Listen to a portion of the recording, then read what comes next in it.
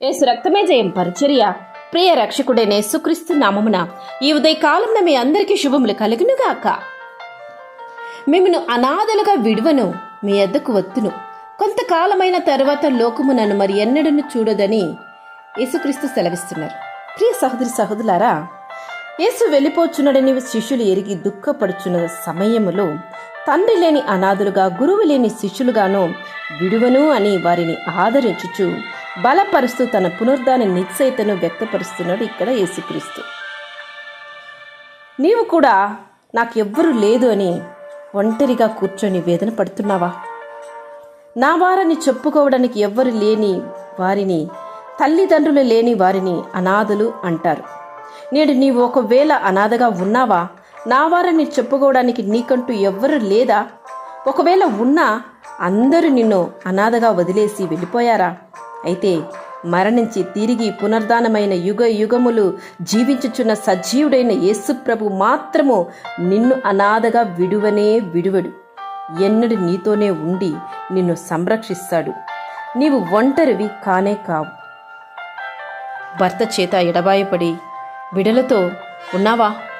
లేక నేను వదిలిపెట్టి నీ భర్త వెళ్ళిపోయాడా? లేక నువ్వు ఎక్కువగా ప్రేమించిన భర్తను, బిడను నేను వదిలి వెళ్ళిపోయారేమో, వారిని నేను కోల్పోయావేమో.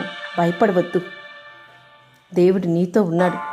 క్రీస్తుని బట్టి నిరీక్షణ కలిగి నీ ముందు ఉన్న బాధ్యతలను నిర్వహించు.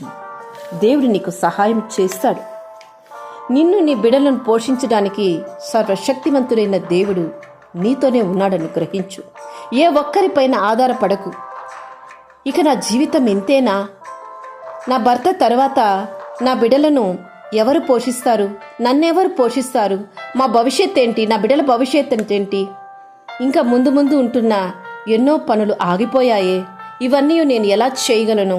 నాకేమీ తెలియదే, నా అంటూ ఎవ్వరూ నాకు లేదే అని నీవు అల్లాడిపోతుండొచ్చు.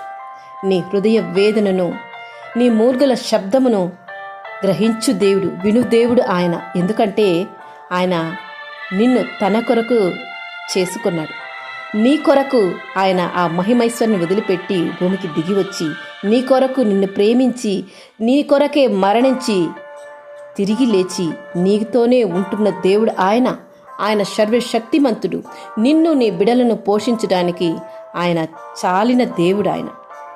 మనుషులపై నీవు ఆధారపడినట్లయితే కొంతవరకు నీకు సహాయం చేసి వారు ముఖం చాటేయవచ్చు. కానీ దేవునిపై పూర్తిగా ఆధారపడు, 100% ఆధారపడు. దేవా, నీవు తప్ప నాకెవ్వరు లేదయ్యా. నన్ను, నా కుటుంబాన్ని మీరే భరించాలయ్యా. నాకంటూ ఉన్నది మీరు మాత్రమే అయ్యా అని దేవునిపై నీవు ఆధారపడి జీవించినట్లయితే తప్పక నిన్ను అత్యధికమైన ఆశీర్వాదాలతో నీ వలన ఇతరులు పోషింపబడినట్లు నిన్ను దీవిస్తారాయన. అంత గొప్ప దేవుడు ఆయన. దేవునిపై ఆధారపడు, బాధపడకు. మీ హృదయములు కలవరపడనీయుకుడి. నా ప్రాణమా దేవుని నమ్ముకొని మౌనముగా ఉండుము. ఆయన వలననే నాకు నిరీక్షణ కలుగుచున్నదని నీవును కీర్తనకారుని వలె ప్రార్థించు. నిన్ను, నీ కుటుంబాన్ని పోషించి హెచ్చించి నీ బిడలను ఉన్నత స్థాయికి ఎదిగించు దేవుడు ఆయన. గొప్ప దేవుని కలిగిన నీవు, నేను ఎన్నడూ కూడా బాధపడకూడదని ఆయన ఉద్దేశము. ఎందుకంటే ఆయన అరచేతుల మీదే చెక్కబడి ఉన్నాము మనము.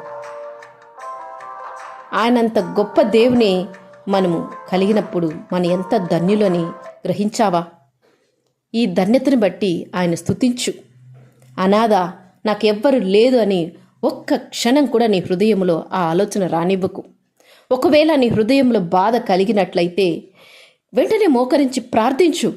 ఆయన గొప్ప ఆదరణ నీకు సమాధానాన్ని, సంతోషాన్ని ఇస్తుంది. గమనించి చూడు, ప్రార్థించి చూడు, ఆయనపై ఆధారపడి చూడు. నీ ప్రతి కార్యాన్ని ఆయన నెరవేరుస్తాడు. దేవుని యొక్క కృప, కనికరము, సమాధానము నీకు ఎల్లప్పుడూ తోడై ఉండి నిన్ను నడిపించునుగాక. ఆమేన్.